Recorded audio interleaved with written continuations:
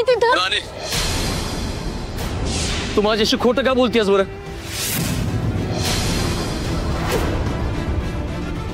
तू आत्ताच्या तू तुझ्या घरी ये बरं.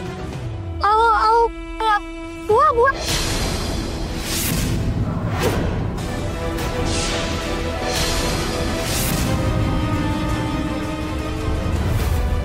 भावा, झालं ना तुझं काम? तुला जी डॉक्युमेंट पाहिजे होती ती मिळाली ना? हे बावा, अरे झालं का नाही काम?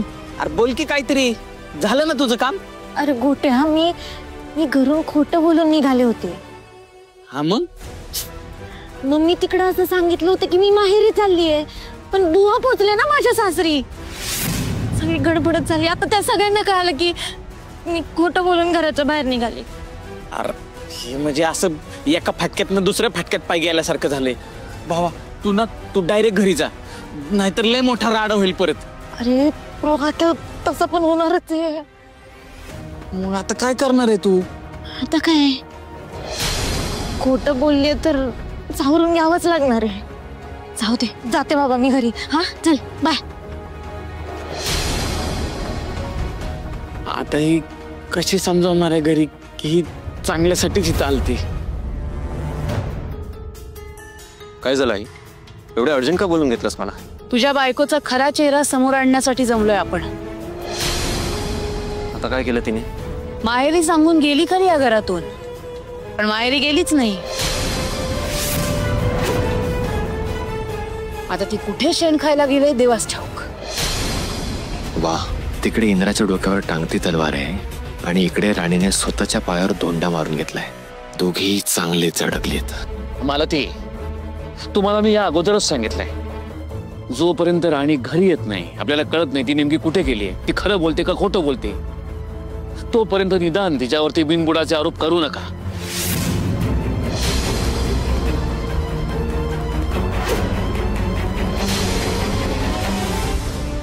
या आली तुमची राणी.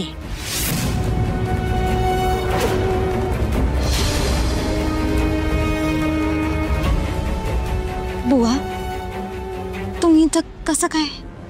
त्यांची लेक महाडिकांना कसा चुना लावते ना ते बघायला आलेत. नाही, एका दृष्टीने बरं झालं तुम्ही आलात ते. त्यामुळे आता हिचं पितळ उघडं पडेल.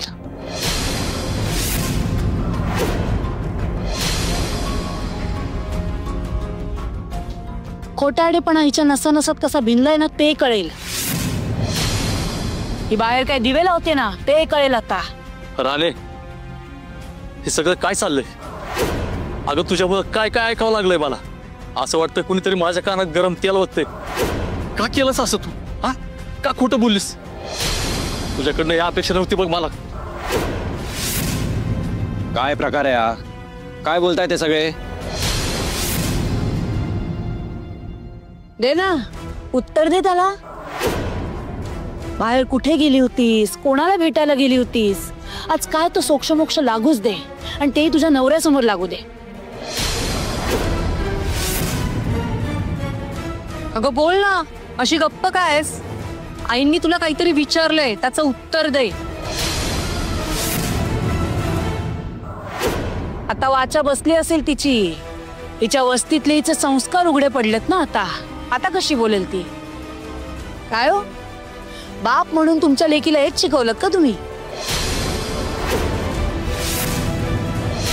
वाटलं नव्हतं राणी एवढी खोटी असेल. चेहऱ्यावर तर साळसूतपणाचा म्हणते, पण अशी वागेल असं अजिबात वाटलं नव्हतं. राणी बाळा, अगं हे असले आरोप ऐकण्यापेक्षा तू कुठे गेली होती सगळ्यांना सांगून टाक ना एकदा. कसं सांगू, मला कायच कळना झाले. देवा, अरे हो कुठं अडकवलंयस मला? राणी, आता सगळे काय विचारतायत?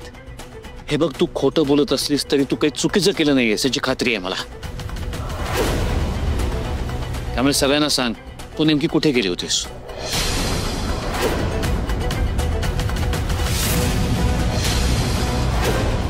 अगं बोल लवकर.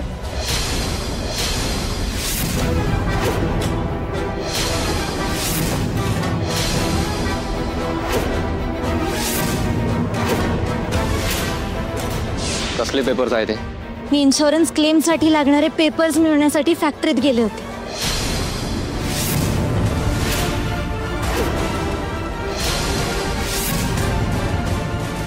मला खात्री आहे की आपल्या फॅक्टरीत जे मालाचं नुकसान झालंय त्याची पूर्ण भरपाई आपल्याला मिळणार आहे.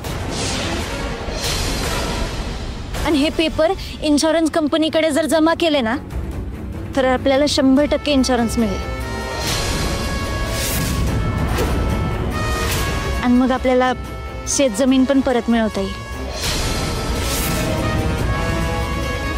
ऍक्च्युली सर, मी तुमचे पेपर्स बघितले आहे, पण त्याची सम अश्योर्ड अमाऊंट इनफ नाहीये. लॉस कव्हर होणं कठीण आहे.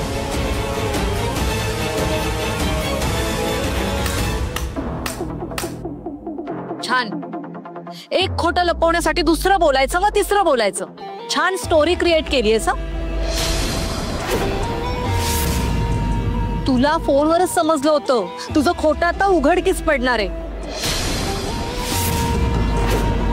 म्हणून आता हे डॉक्युमेंटचं मुद्दामून नाटक करते. हो वहिनी, जरा शांत राहाल का तुम्ही? तुझा आता फॅक्टरीशी काही संबंध नाहीये. काय गरज होती फॅक्टरीच्या कामात पडायची? फॅक्टरीसाठी नाही सर, या घरासाठी, आबांसाठी, पण आबांच्या जमिनीसाठी गेले होते. हा प्रश्न फक्त फॅक्टरीचा नाहीये. आबांची नाळ जोडल्या गेलेल्या जमिनीचा आहे, या घराच्या शांततेचा आहे, तुमच्या कॅलिबरचा आहे, या घराच्या आनंदाचा प्रश्न आहे. आणि तुमच्या प्रती कोणाच्या मनात कटुता मला नाही ठेवायची होती. बास झाली तुझी नाटकं. या तुझ्या खोट्या नाटकाला कोणीही बोलणार नाहीये.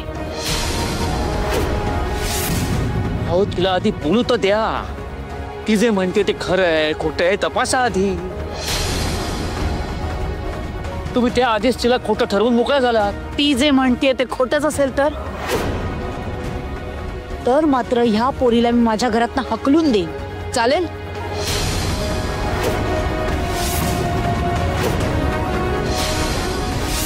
इंद्रा, बघ ते कसले पेपर्स आहेत.